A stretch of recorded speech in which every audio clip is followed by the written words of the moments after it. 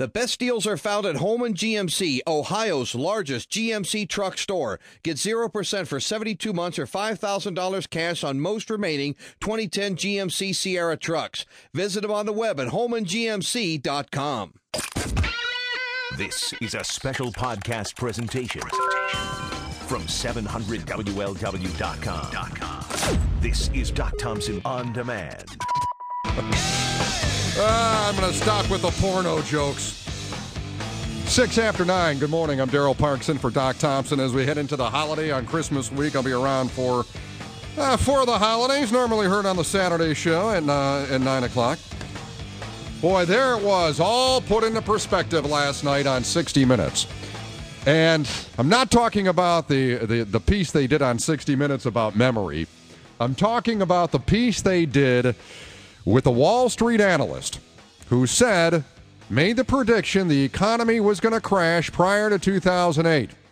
And now she is saying, her name is Meredith Whitney, and now she is saying in the next 12 months, watch the hell out. And it's something that I've talked about a lot on my Saturday show and certainly has been discussed on all levels of government, and that's the insolvency in government. And we could sit here and we could debate this amount of money and that amount of money, and this is the general revenue fund and this is the capital budget, but it's the entitlements that are putting governments out of business. If a government was a private business, privately run, it would be insolvent. It would be bankrupt. Governments on all levels would be running to file for liquidation, Chapter 7.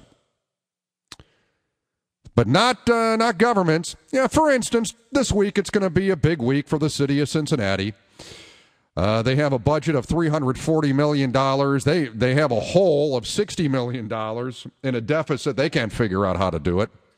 And what's going to end up happening, and here's my prediction, they're going to kick the can down the street for yet another year. It's the way politicians operate. It's the way governments operate. No need to worry about it today. We'll worry about it next year. Now, this entire year, 2010, it has been forecast that the city of Cincinnati is going to be $60 million in the hole.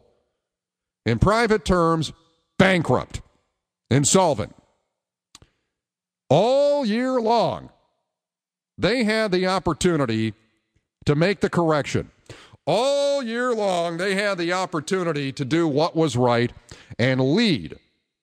That's what they're elected to do. They're elected to lead and make tough decisions and be fiscally responsible with our money that they're receiving through tax dollars.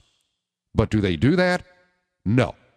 Now, you heard on the news at 9 o'clock there with Brian, he was talking about Mayor Mallory threatening to shut down the government. Well, not necessarily shut down the government, but make them work on Christmas Day. Oh, my goodness. What a horrible thing that may happen.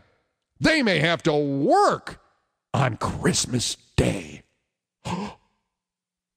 Why is that a threat? If they don't do their job and get their job finished prior to the holiday, shouldn't it be expected that they may work on a weekend, which Christmas falls on this year on a Saturday, and would maybe work on a holiday? That's what would be expected of me. I'm sure that's what would be expected of you. But no, the threat is you may have to work on Christmas. Last night in that piece on 60 Minutes, and it was only a video clip of, oh gosh, it couldn't have been more than 3 or 4 seconds.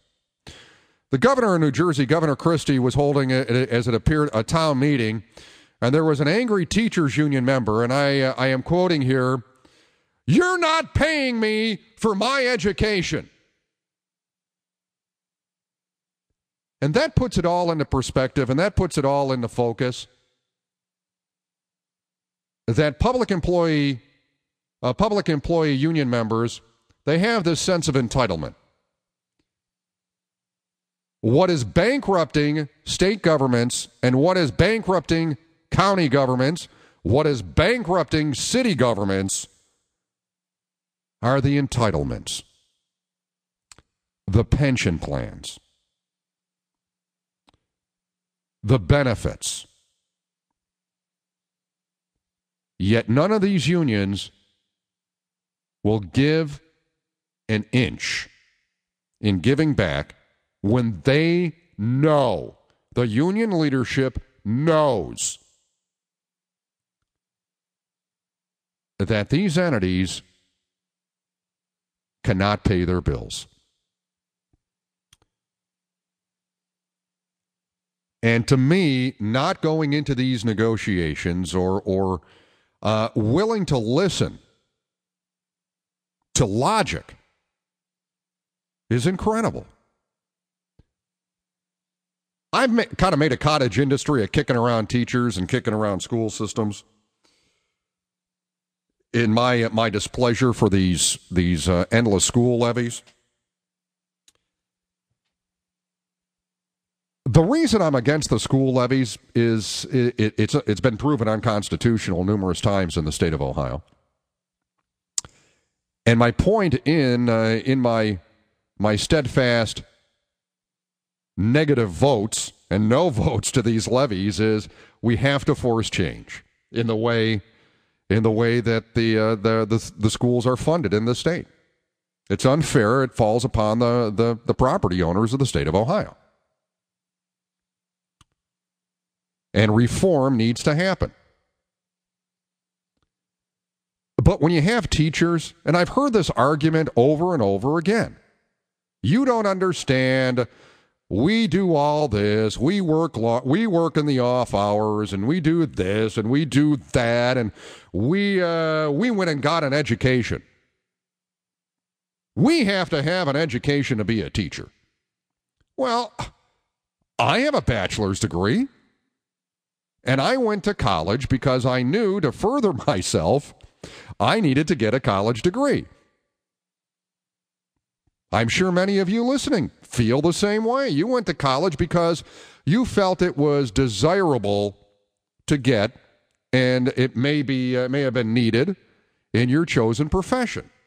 But the reason you went and got an education was you went to do that because you wanted to better yourself personally.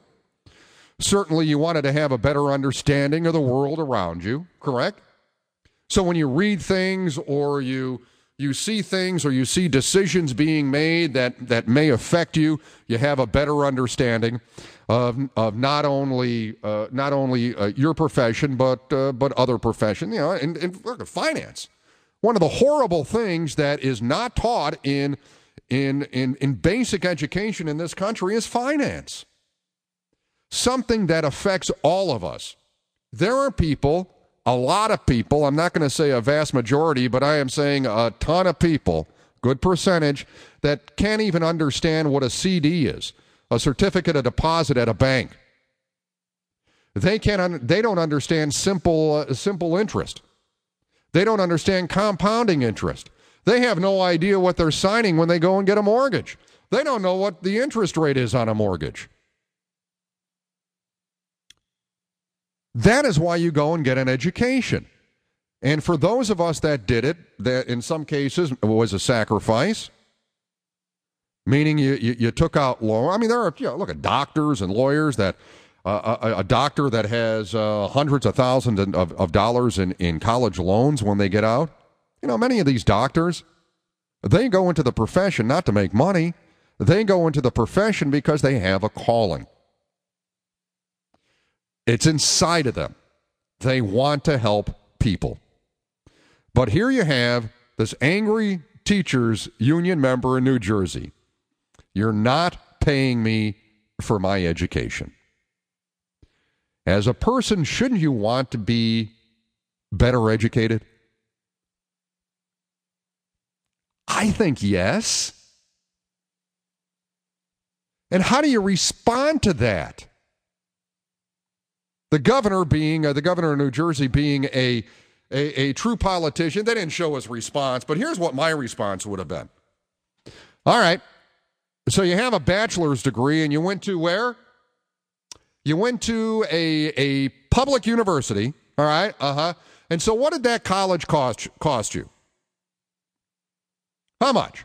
What did it cost you? The 4 years, 5 years, whatever length of time it took you to get through college. What did it cost you? 20 grand?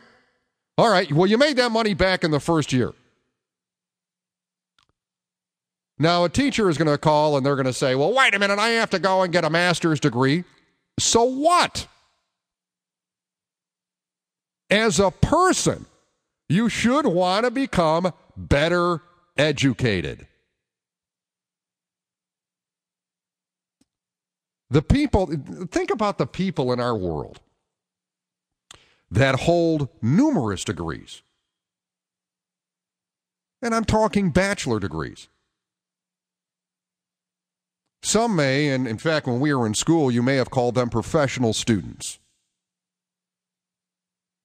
But there are individuals that just enjoy learning. I enjoy learning. I loved college. Hated high school. Loved college. In that one phrase, it puts into focus everything that is wrong on every level of government that appears to, if this woman is right, that was on 60 Minutes, in the next 12 months, it's all going to collapse. Because what's going to happen is government on every level is going to become insolvent. And these governments that have continually had their hands out waiting for Washington to send them a few more dollars to cover their expenses, Washington is not going to send the money because it can't. Because that level of government is insolvent as well.